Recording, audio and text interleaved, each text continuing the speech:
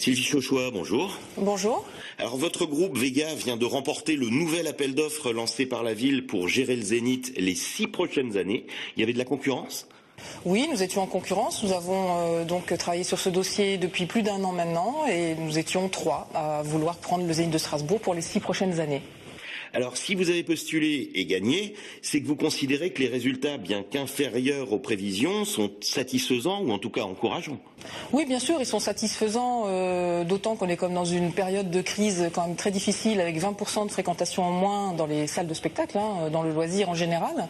Mais nous avons une déception sur la fréquentation du Zénith en matière de public allemand. On pensait qu'ils allaient se déplacer en plus grand nombre, mais c'est vrai que la variété française ne les intéresse pas forcément.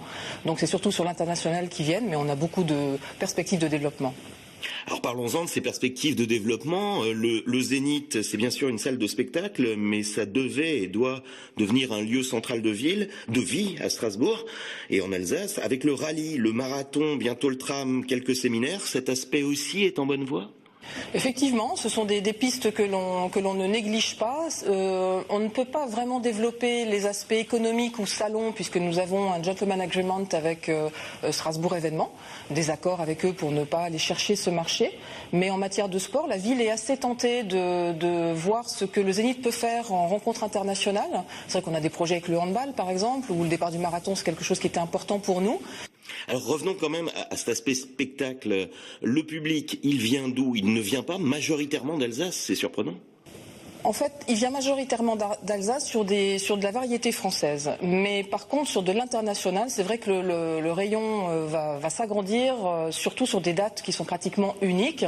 Sur un concert type Radiohead que l'on a fait là il y a quelques semaines, nous avons des gens de Lyon qui sont venus, de Nancy, du sud de la France, parce qu'ils n'avaient pas eu de place à Nîmes, par exemple, sur la date de Radiohead.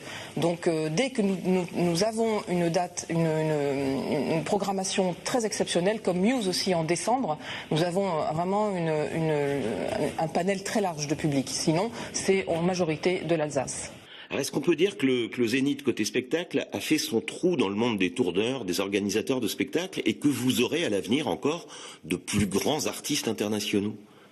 Incontestablement, on a fait notre trou. On est une salle incontournable pour un tourneur lorsqu'il organise sa tournée.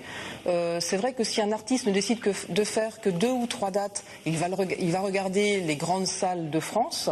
Mais nous avons la chance d'avoir des qualités techniques au Zénith de Strasbourg que d'autres salles n'ont pas, ce qui nous permet d'accueillir certaines grandes productions. Maintenant, les Rolling Stones, par exemple, ne pourront jamais venir au Zénith. On est trop petits pour ce genre de groupe. Donc certains groupes ne viendront jamais au Zénith. Enfin, à titre personnel, vous avez découvert l'Alsace et le public alsacien. Dès l'an passé, vous étiez nominé pour le titre de femme de l'année en Alsace. Il n'est donc pas si cruel qu'on le dit, ce public alsacien ? Ah non, pas du tout. Moi, j'ai été très bien accueillie. Je suis très heureuse de m'être installée à Strasbourg. Ça fait pratiquement 3 ans maintenant que je vis en Alsace, au cœur de la ville. Et je ne regrette absolument pas mon choix. Les Alsaciens sont très accueillants. Sylvie Chauchois, merci. Merci.